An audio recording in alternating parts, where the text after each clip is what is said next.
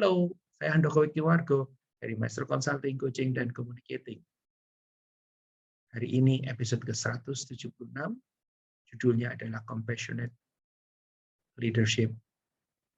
Saya Rajum, Senin, Rabu, Jumat adalah program Corporate Social Responsibility Maestro untuk Indonesia dalam rangka ikut mencerdaskan kehidupan bangsa. Mari kita mulai dengan materi kita hari ini. Compassionate Leadership. Oke, 176.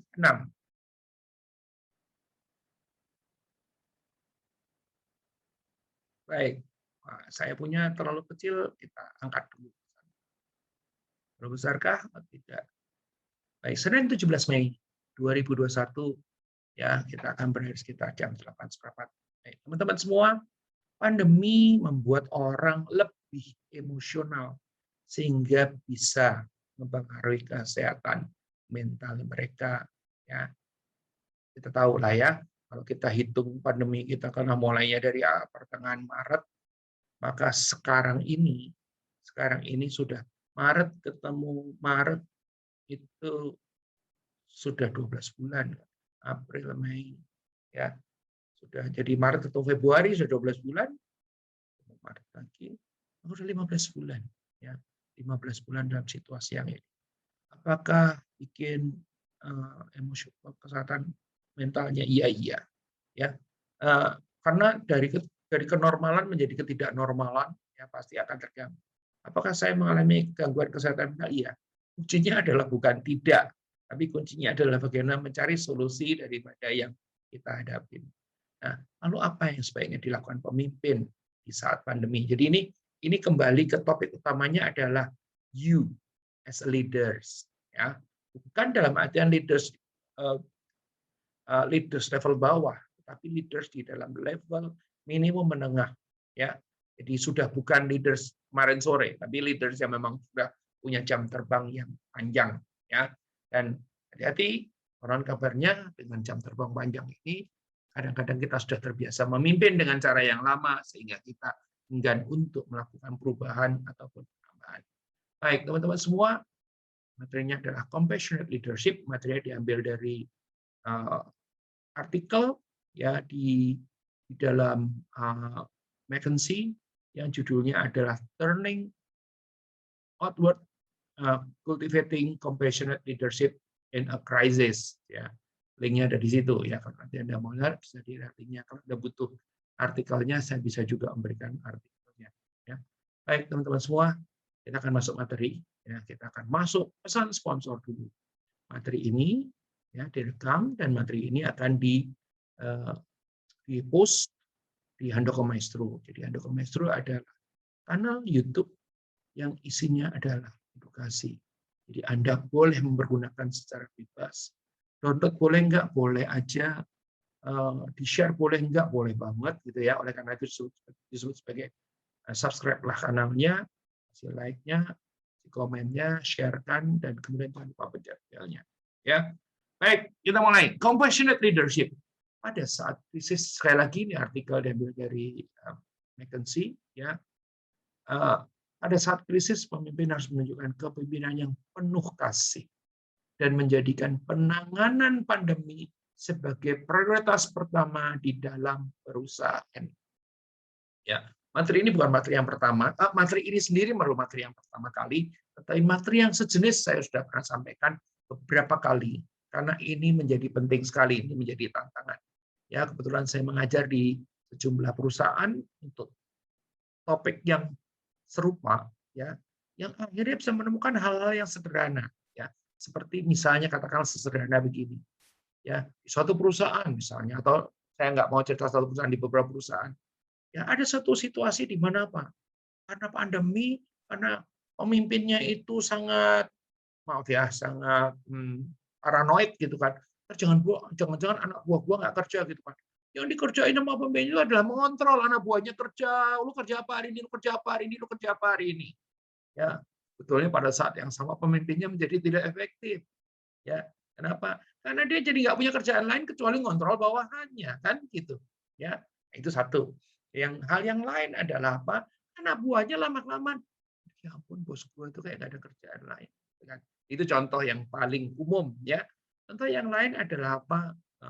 Tidak pernah mikirin bahwa anak buah itu bekerja sekarang ini, dan kita sama-sama tahu sekarang ini jam kerja itu relatif lebih panjang dibanding ya, terutama kalau kita yang working from home itu karena pemanfaatan Zoom misalnya yang paling lazim banyak dipakai adalah Zoom.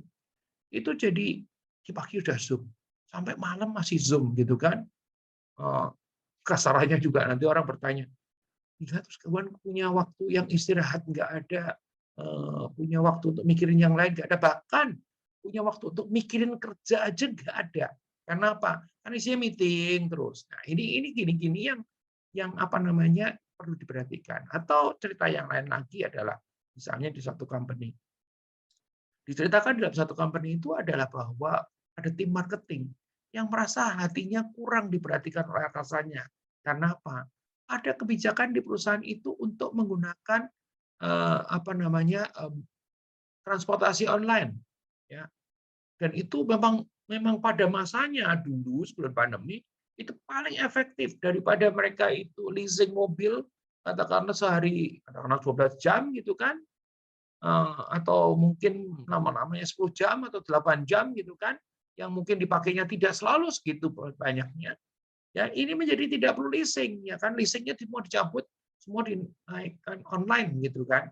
Sehingga kalau tadinya itu harus saling tunggu untuk bisa mendapatkan kendaraan, sekarang tidak harus saling tunggu.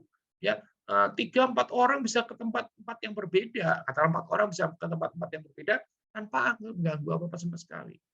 Tapi ya dengan masuk ke pandemi itu menjadi masalah. Kenapa?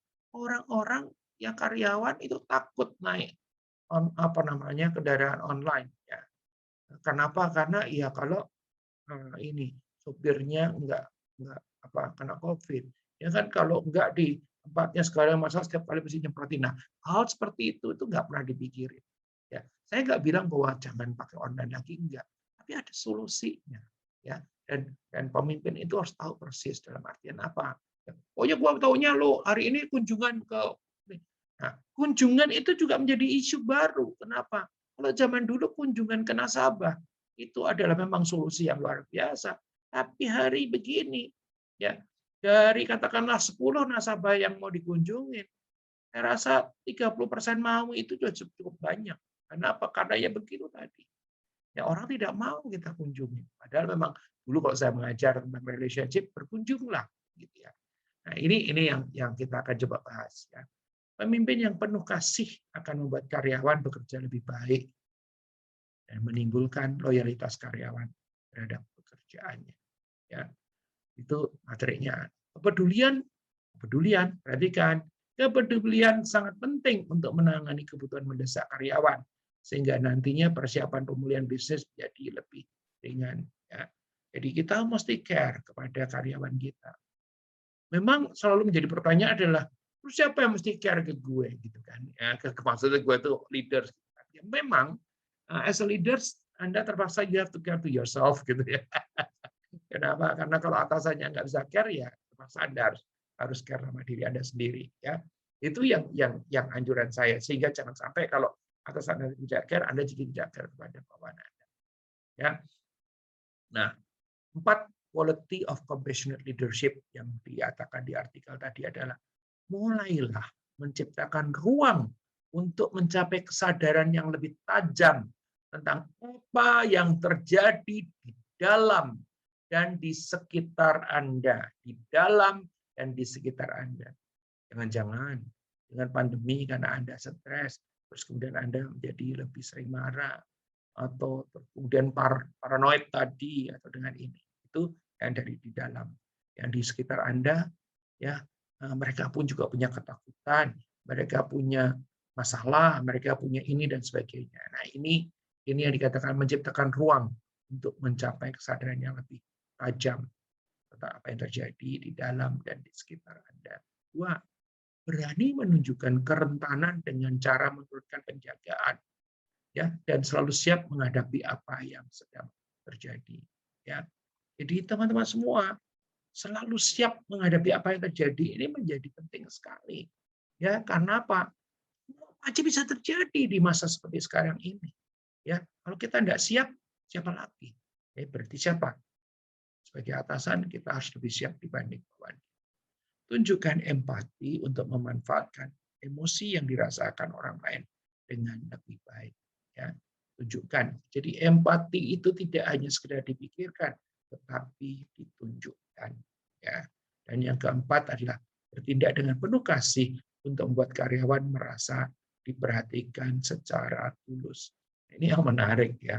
Diperhatikan secara tulus atau tidak tulus itu dirasakan oleh karyawan atau anak buah yang kita pimpin.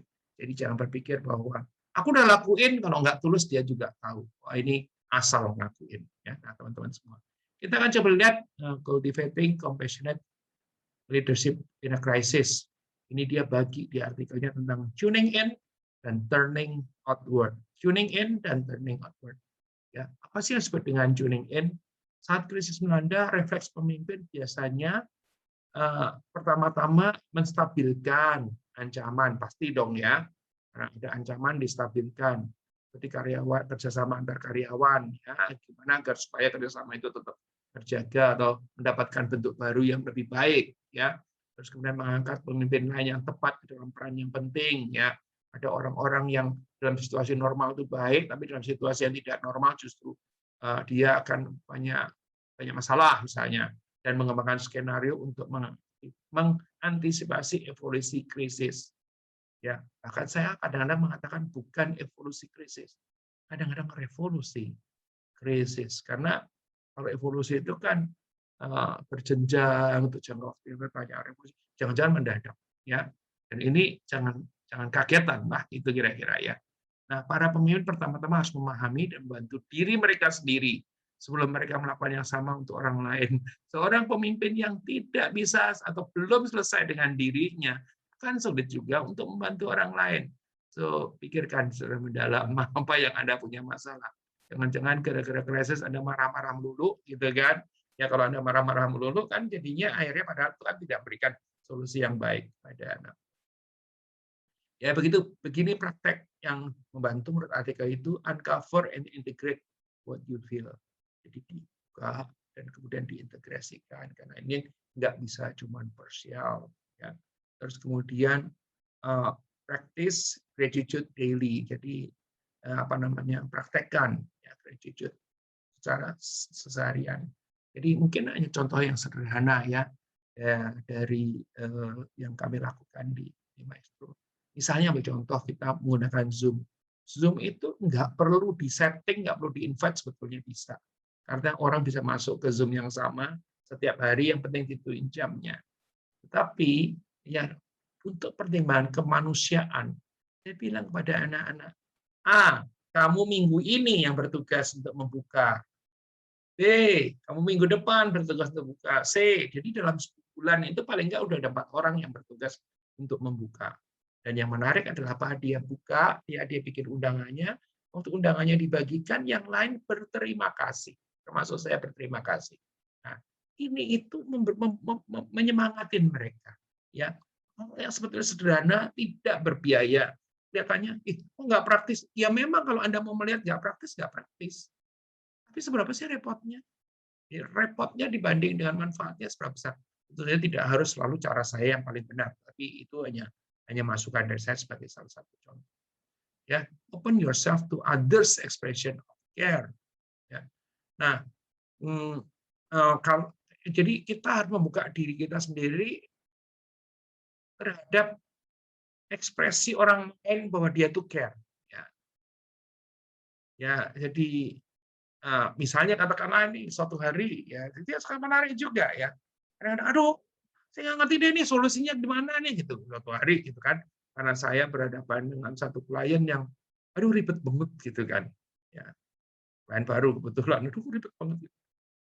Terus kemudian ada yang bilang, santai bos, ngasuh dulu, kita nanti selesaikan nanti gitu kan. Disampaikan dengan cara yang anak muda sekali. Dan saya merasa bahwa dia care. Dia tahu bahwa saya sedang pusing kepala, nggak bisa ngedeal dengan baik dengan calon klien ini. Gitu kan. Ya, jadi dia bilang bahwa apa apa ya, set aside dulu, pinggirkan dulu. Jangan terus gede, nanti kalau udah jadi stres. Nah, hal seperti ini waktu saya bilang, terima kasih ya gitu kan. Itu dia merasa bahwa ekspresi of care-nya dia itu dirasakan ya. Dan itu nanti akhirnya bisa menular kepada yang lain. Ya, tidak terus kemudian dengan niatan untuk kurang ajar atau nggak benar, tapi justru disitulah muncul saling care. Ya, nah, yang turning outward mengatakan menyesuaikan diri sendiri akan meningkatkan kemampuan Anda untuk mendengarkan orang lain, ya, mengurangi ketakutan dan kecemasan mereka, dan memungkinkan mereka untuk bergerak maju. Ya, jadi ini turning outward, kesadaran tentang apa yang orang lain rasakan dan model kerentanan, empati dan kasih sayang, ya compassionate selama krisis telah terbukti menurunkan stres dan membatasi gejala fisik yang merugikan anggota tim, gejala fisik anggota tim, sakit kepala, gampang meriang, dan sebagainya. Sementara juga meningkatkan pencapaian tujuan dan produktivitas tim. Ya, oke, baik teman-teman semua. Pemimpin yang penuh kasih bergerak maju dengan cara-cara berikut. Develop atau mengembangkan perspektif on the situation and derive mendapat turunannya the meaning from it. Jadi kita apa ya, perspektif terhadap situasi dan kemudian derive the meaning from it. Ya, foster belonging and inclusion to unify the organization. Jadi memperkuat rasa memiliki dan kemudian kebersamaan untuk menyatukan daripada organisasi. Ya, take care of people through compassionate acts. Jadi baik, sekali lagi, compassionate acts itu menjadi penting. Ya, misalnya katakanlah kalau ya, tidak semuanya bisa semua diselesaikan dalam meeting. Artinya apa? Kalau selesai di meeting ternyata, aduh ini terlalu personal nih, ya mungkin setelah meeting kita bisa make a personal call. Ya, kalau memang Anda tidak saling berhadapan. Kalau dulu kan dipanggil ke kantor atau diajak makan siang. Sekarang kalau memang nggak bisa diajak makan di kantor, gitu. Atau mungkin adalah karena dia ngeluh sesuatu, atau kita kirimin makanan atau apa. Nah, ini compassionate, ya, tindakan-tindakan yang compassionate. Ya, tidak harus selalu finansial, tidak harus berupa material, ya, apapun bisa. Ya, terus kemudian kepemimpinan penuh kasih bergerak maju dengan cara-cara berikut. Reimagine and plan its post-crisis future. Jadi kita mesti pikirkan nanti kalau krisis sudah berakhir itu akan seperti apa, ya. Karena jangan sampai nanti apa yang jadi kebiasaan kita ini di post-crisisnya nanti akan jadi masalah juga, ya. Nah, oke, baik teman-teman semua, jangan lupa ya materi-materi ini akan dipostingkan di Handoko Maestro. Ya, itu materi-materi yang seperti edukasi termasuk acara-acara ini satu sisi, dan kemudian akan kalau Anda suka, saya punya materi Maestro Channels yang ini adalah inspirasi. Sampai hari ini kami sudah mendatangkan 51 narasumber yang inspiratif. Ya, kalau Handoko Maestro itu Anda bisa YouTube-nya tinggal Anda akses.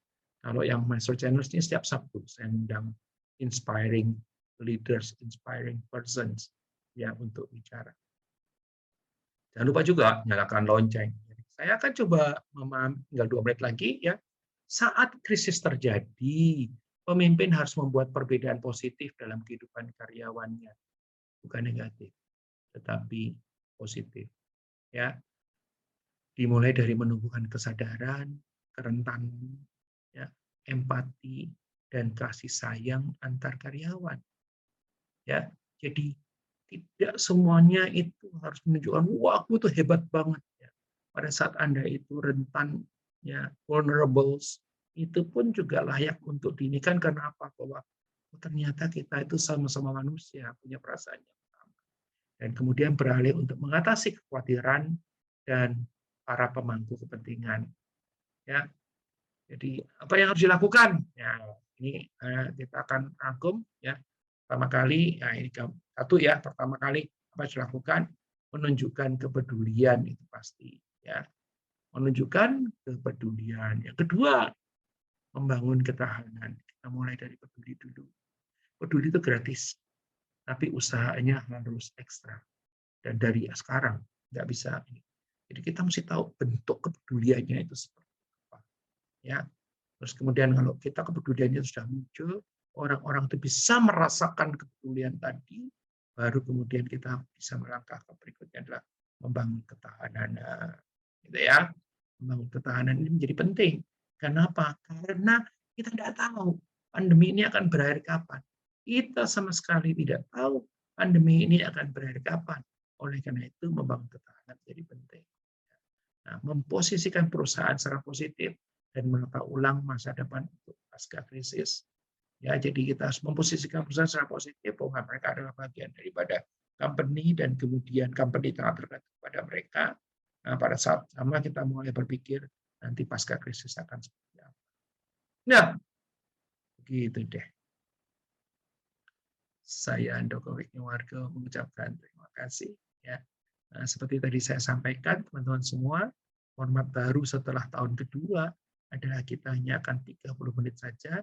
Harapan saya kepada Anda semua, kita akan benar-benar mulai start itu 745. Ya, dari 745 tadi, 8.15 kita sudah bisa selesaikan. Ya, demikian tidak perlu buat Anda. Ini karena juga permintaan dari Indonesia Timur. Ya, kalau 8.15 itu di sana udah 10.15, Pak. Wah, udah malam sekali juga gitu kan. Kalau tadinya 8.30 itu di sana 10.30 gitu kan. Jadi apa namanya? Itu yang harapan saya bisa menjadi ajaran buat kita semua. Ya, hari Rabu kita ketemu. Ya, jangan lewat dari 7.45, yang 7.45 kita ada mulai acaranya dan kita akan selesaikan di 8.15. 7.30 persis saya akan muncul, ya, terus kemudian kita akan ngobrol, ya, tentu saja ada pengumuman, ada ini, ada itu dan sebagainya, dan 7.45 kita harus sudah mulai dan 8.15 kita akan coba selesaikan. Teman-teman semua, terima kasih bagi yang hadir. Hari ini materi kita adalah compassionate leadership. Kalau bukan Anda, siapa lagi? Ya, jadi kita mulai dengan hal tadi itu. Ya, saya akan ulang sedikit. Apa yang kita lakukan adalah menunjukkan kepedulian, ya, membangun ketahanan, terus kemudian memposisikan perusahaan secara positif untuk menata ulang masa depan nanti pasca krisis. Karena kita tidak boleh hanya memikirkan sejengkal atau satu masa selama krisis ini saja. Baik, begitu.